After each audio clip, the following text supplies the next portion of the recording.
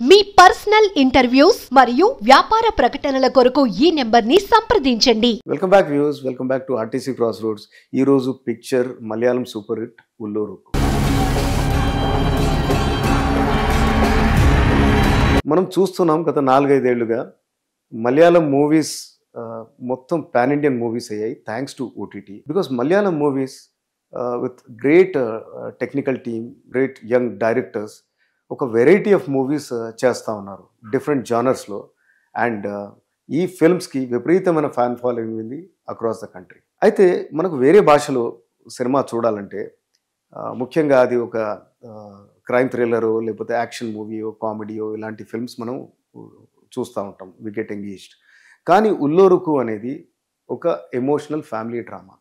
Emotional family drama కూడా ఇంతగా engage చేసి ఇంత పెద్ద హిట్ అయిందంటే డెఫినెట్గా దాని script, star performance and execution బ్రహ్మాండంగా ఉండాలి. అలా ఉన్నాయి అవి. ఈ స్క్రిప్ట్ చాలా స్ట్రాంగ్.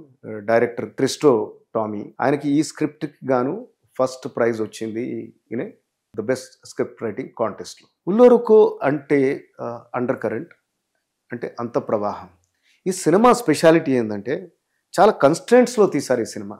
మెయిన్గా చాలా పాత్రలు ఉంటాయి కానీ 75% ఆఫ్ ద టైం కథ అంతా కూడా ఆర్ కెమెరా అంతా కూడా 2 పాత్రల చుట్టే తిరుగుతూ ఉంటుంది. అండ్ 70-80% ఆఫ్ ద టైం ఒక ఇంట్లోనే జరుగుతూ ఉంటాయి అన్నమాట ఈ ఈవెంట్స్ అన్నీ కూడా. And also most of the time వర్షం పడుతూ ఉంటుంది. So different variety of locations లేవు, ఏదో కాస్ట్యూమ్ డ్రామానో లేకపోతే చాలా ఒక రేంజ్ ఆఫ్ యాక్టర్స్ ఇవన్నీ లేకుండా ఇద్దరు యాక్టర్స్ చుట్టే మెయిన్గా తిరుగుతూ ఒక ఇంట్లోనే తీసి ఈ సినిమాని ఇంత గ్రిప్పింగ్గా తీశారంటే అది మనం డెఫినెట్గా చూసి మెచ్చుకోవాల్సిందే. ఉల్లోరుకు అనేది చాలా సింపుల్ మూవీ, కానీ దాని ట్రీట్మెంట్ అండ్ దాని క్యారెక్టర్స్ డెప్త్, వాటి ఇన్నర్ స్ట్రగుల్ ఈ సినిమాని డిఫరెంట్గా చేస్తాయన్నమాట. సినిమా చాలా క్విక్గా మూవ్ అవుతుంది. స్టార్టింగ్లోనే హీరోయిన్ అంజు అనేది రాజీవ్ తోటి ప్రేమలో ఉన్నట్టుగా వితిన్ 2 minutes చూపిస్తారు. దెన్ నెక్స్ట్ ఫ్రేమ్ మూవ్ అవుతుంది. ఆ నెక్స్ట్ ఫ్రేమ్లో తను వేరే వాళ్ళతోటి వెడ్డింగ్ షూట్లో ఉంటుంది. అంటే మనకు వెంటనే అర్థమవుతుంది పేరెంట్స్ ప్రెషర్ మూలాన థామస్ కుట్టిని తను పెళ్లి చేసుకుంటుంది. థామస్ కుట్టికి ఫాదర్ ఉండడు, మదర్ ఉంటుంది, లీలమ్మ, ప్లేడ్ బై ఊర్వశి. ట్రెమండస్గా యాక్ట్ చేసింది తను. ఊర్వశి అంటే మనకు తెలుగు వాళ్ళకు కూడా చాలా పరిచితమే. ఆమె గతంలో మన సూపర్ హీరోస్ లైక్ చిరంజీవి వాళ్ళతోటి చాలా సినిమాలు చేసింది. ఇందులో వండర్ఫుల్ పర్ఫార్మెన్స్ ఇచ్చింది తను.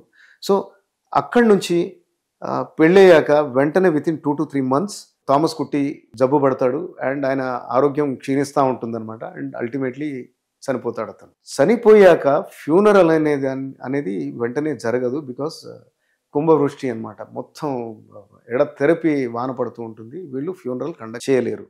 సో ఆ ఫ్యూనరల్ ఎలా చేయాలి అంటే ఇక వేరే అందరు నేబర్స్ వస్తారు, చుట్టాలు వస్తారు, దెన్ వాళ్ళు చర్చ్కి సంబంధించిన వాళ్ళు వస్తారు. ఇది ఇట్లా పోస్ట్పోన్ అవుతూ ఉంటుంది. ఈ పోస్ట్పోన్ అయిన కాలంలో ఈ క్యారెక్టర్స్ ఎప్పుడైతే మాట్లాడుకుంటారో మెయిన్గా అత్త కోడలు అంజు, పార్వతి తిరువత్తు అమేజింగ్ పర్ఫార్మెన్స్ ఇచ్చింది. అండ్ అలాగే ఊర్వశి ఇప్పుడే చెప్పాము, మనం అనుకున్నాం ఆమె one of her career best role చేసింది. ఇద్దరు పోటాపోటీ పడి నటించారు. సో వీళ్ళిద్దరూ డిఫరెంట్ జనరేషన్స్కి చెందిన వాళ్ళు ఉంటారు. సో ఆమె ఎక్స్పెక్టేషన్స్, ఆమె ఊర్వశి ఎవరైతే లీలమ్మ ఎవరైతే ఉంటారో తనకు తన ఫ్యామిలీ, దాని పరువు మర్యాద ఈ ప్రపంచంలో ఉంటుంది. అండ్ యంగర్ అంజు ఎవరైతే ఉంటారో ఆమె తన జీవితం నాశనం అయిపోయింది. బికాస్ పెళ్లి కాగానే భర్త చనిపోయాడు. అండ్ ఆమె అంతకుముందు ప్రేమలో ఉంటుంది. ఆమె ఆశయాలు డిఫరెంట్గా ఉంటాయి. So different time periods, different generation స్ట్రగుల్ని బాగా చూపించారు. సో ఈ 4-5 రోజుల్లో ఎలాగైతే మనిషిలో దాగున్న సీక్రెట్స్, అటు లీలమ్మలు దాచినవి, ఇటు అంజు దాచినవి, అవి సర్ఫేస్ అవుతే ఆ ఫ్యామిలీని ఏమవుతుంది, సొసైటీ నార్మ్స్లో ఉండి కొన్ని విషయాలు అంటే మింగుడు పడని విషయాలు తెలిసినా కానీ వీళ్ళు ఎలా నెగ్గుకొస్తారు. అండ్ అల్టిమేట్గా వాళ్ళ లోపల ఉన్న భావాలకి, దెన్ సొసైటీకి ఉన్న ప్రెషర్స్కి వాళ్ళు ఎటువైపు వెళ్ళాలి, ఏం చేయాలనేది పిక్చర్. యాక్టర్స్ విషయానికి వస్తే ఇంతకుముందే చెప్పాము, వీళ్ళు వండర్ఫుల్ పర్ఫార్మెన్స్ ఇచ్చారు, Parvathi and Urvashi in the respective roles, అత్తాకోడలుగా. అయితే ఇది చాలా difficult proposition. Because emotional roles and mostly closeup యాంగిల్సే ఉంటాయి. బికాస్ ఇంట్లోనే షూట్ అవుతా ఉంది, ఫేస్ పైన కెమెరా ఉంటుంది. సో ఆ ఫేషియల్ మజిల్స్ తోటి ఎమోట్ చేయడం, ఆ ఎమోషన్స్ని క్యారీ చేయడము, అంటే ఆ బాధ, దుఃఖం, అంటే ఇద్దరిలో కూడా ఇలాంటి వైడ్ రేంజ్ ఆఫ్ ఎమోషన్స్, అంటే చాలా మటుకు ఈ నెగటివ్ ఎమోషన్సే ఉంటాయి, సారోఫుల్ ఎమోషన్సే ఉంటాయి. వీటిని అట్లా పండించడం అనేది it is a very difficult task. Hats off to them. ఈ ఇద్దరికి రావచ్చు బెస్ట్ నేషనల్ అవార్డ్స్. డెఫినెట్గా ఊర్వశికి అయితే వస్తుందని మనం అనుకుందాం. అండ్ కమింగ్ టు టెక్నీషియన్స్, ఇది క్రిస్టో సినిమా. ఎందుకంటే ఆయనే డైరెక్టర్, అతనే స్క్రిప్ట్ రాశాడు. క్రిస్టో ఇది వరకు కరీ అండ్ సైనాయి ఒక డాక్యుమెంటరీ ఫిల్మ్ తీశారు. నెట్ఫ్లిక్స్లో అది చాలా పాపులర్ అయింది, అది చాలా సూపర్ హిట్ అయింది. మీరు తప్పకుండా చూడాల్సిన cinema. Is just 36 years old, but ఇలాంటి ఫిల్మ్ని హ్యాండిల్ చేయగలిగాడు అంటే hats off to him.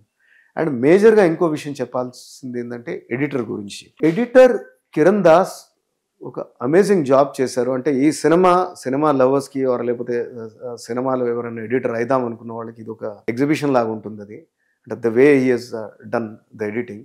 Kiran దాస్కి ఇంతకుముందే ఇష్క్ అనే సినిమాకి 2018లోనో ఇప్పుడు బెస్ట్ ఎడిటర్ అవార్డు కూడా వచ్చింది. ఎంత క్రిస్ప్ కట్స్ ఉంటాయంటే, అందుకనే ఇది సోషల్ డ్రామా అయినా కానీ మనకి ఎక్కడ ల్యాగ్ అనిపించదు. ద సినిమా వెంటనే జంప్ అవుతుంటుంది. ఇంతకుముందు చెప్పినట్టుగానే జస్ట్ 5 minutesలోనే ఈ ఎస్టాబ్లిషెస్ అంజు ఎవరితోటో ప్రేమలో ఉంది అనేది ఫస్ట్ 2 minutesలో ఎస్టాబ్లిష్ చేస్తాడు. అది వెంటనే కట్ చేసి నెక్స్ట్ ఫ్రేమ్ వచ్చేసి వెడ్డింగ్ షూట్ మీదకి తీసుకెళ్తాడు అనమాట.